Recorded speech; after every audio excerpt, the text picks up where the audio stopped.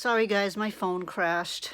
Figures right in the middle of the video. So I uploaded the first part of the video and I wasn't finished.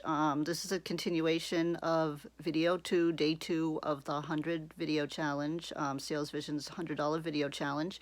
I was talking about the 7 decisions that can change your life and legacy, and we were on number 6. I talked about decide whose example is worth following with passion. You know, who do you admire? Who do you want to be like? What causes are you passionate about? Okay, number 7 is decide what you want your daily world to be like. You know, you have a choice. We create the world we live in. Our attitude has a lot to do with it, not just our circumstances. And if we change our thoughts, we can change our life. Decide what you want your daily world to be like. What do you want it to look like? Where do you want to live? Who do you want to be in it? What do you want your activities to consist of? You know, what type of world do you want to live in?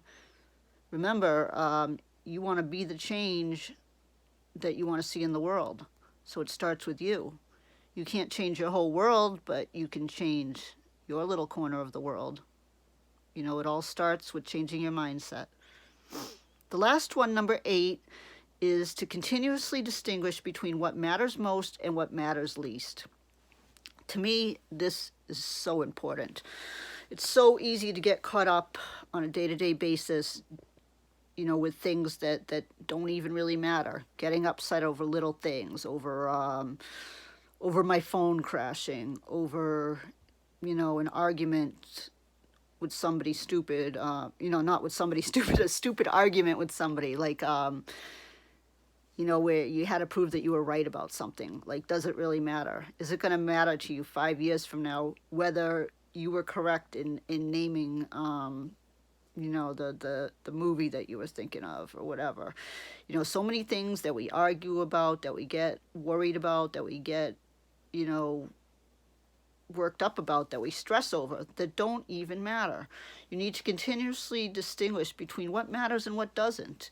You know, think of it this way. You know, the number one regret that people have when they're on their deathbed, from interviews conducted with people in hospice and people, you know, taking their dying breaths, you know, and interviewed by nurses and journalists, the majority of people say their number one regret is not having taken a chance to do something that they really wanted to do, or not having spent enough time with the people they love, or done certain activities that they had always wanted to do.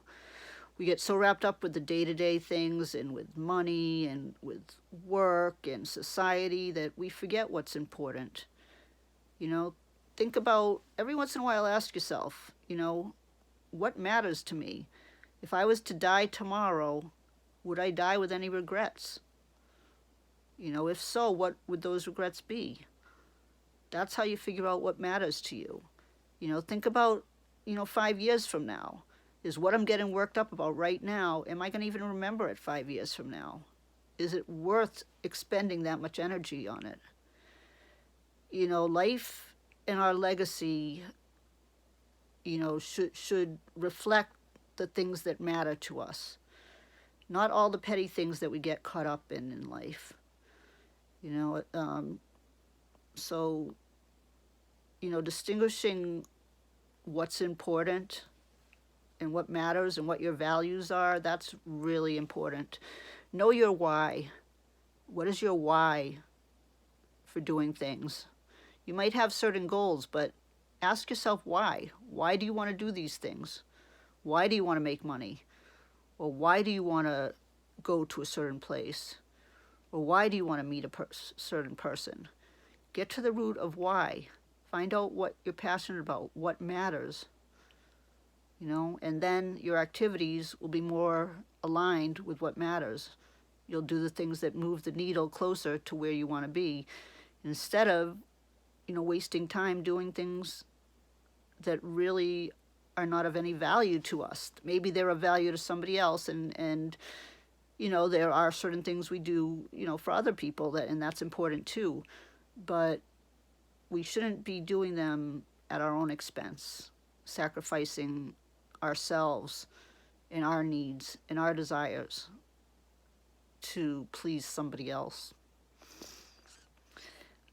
I'll talk about that more in another video. I think I've talked enough for today. I'm just going to end with saying that, you know, be yourself. Whoever you are, whatever you've lived so far, you know that you are enough. You're unique and you are enough. And be yourself and be authentic. And there is somebody out there who connects and resonates with you, whether you think so or not. Don't conform. Don't be a follower. You were born to stand out. You were born to stand out. You were born to lead. You were born with certain gifts. Rock those gifts. You know, be yourself. That's the best way to give value to the world. Okay, I'll talk to you guys tomorrow in the new video. I apologize for the breaking up of the two videos and the phone crashing. But I'll say good night. Stay safe. I love you all.